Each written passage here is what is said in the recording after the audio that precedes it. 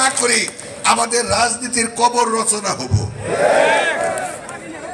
এবং অনেক প্রতিশ্রুতি আল্লাহরে সাক্ষী রেখে দিছি। আমি নিজে বলছি, আপনাদেরকে নিয়ে বলছি, আপনাদেরকে সাক্ষী রেখে কইছি, এই প্রতিশ্রুতিগুলো যদি পূরণ করতে না পারি আগামী দিনে আমার রাজনীতি শুধু না বিএনপির রাজনীতি ক্ষতিগ্রস্ত।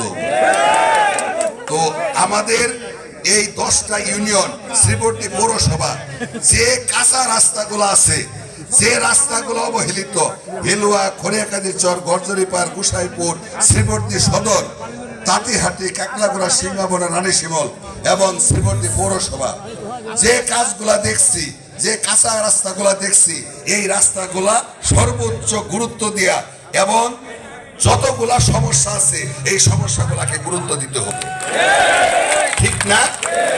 আমার কাছে মনে হয়েছে এলাকার মানুষের প্রথম দাবি কাঁচা রাস্তাগুলাকে পাকাকরণ এবং যাতায়াতের উপযুক্ত করা।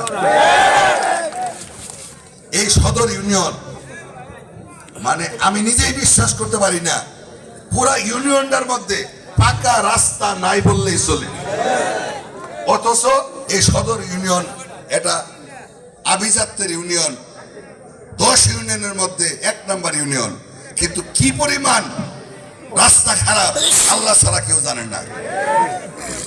যাই হোক, আমি অন্য ইউনিয়নের কথা বললাম না দেখে মন খারাপ করেন না। প্রত্যেকটা ইউনিয়নে আমি গেছি, ইতিমধ্যেই আমাদের প্রত্যেকটা ইউনিয়নে 30 লাখ করে টাকা আসছে। আমরা এই টাকাগুলা একটা এলজিডির প্রকল্প, এই প্রকল্পের নাম দিতে বলছি। আমরা প্রত্যেকটা ইউনিয়নে এখানে নামগুলা হবে মসজিদ, মন্দির, গির্জা, শ্মশান, কবরস্থান, ঈদগাহ মাঠ, এই কয়টা। তো আমি নেতৃবৃন্দকে অনুরোধ করব, আপনারা দয়া করে জরুরি ভিত্তিতে বৈশা গুরুত্ব সহকারে যে এলাকাগুলা গরিব, যে এলাকার মসজিদগুলা খারাপ, যে এলাকায় ঘনবসতি বেশি, ওই এলাকাগুলা এবং আমাদের প্রতিশ্রুতি ওই এলাকাগুলাকে গুরুত্ব দিয়া আমরা মসজিদ, ঈদগাহ মাঠ, কবরস্থান এবং হিন্দুদের জন্য মন্দির আর শ্মশানঘাট, এই কাজগুলার তালিকা আমরা করব। আমি কালকে চলে যাব ঢাকায়। আগামী 7 দিনের মধ্যে প্রত্যেকটা ইউনিয়নের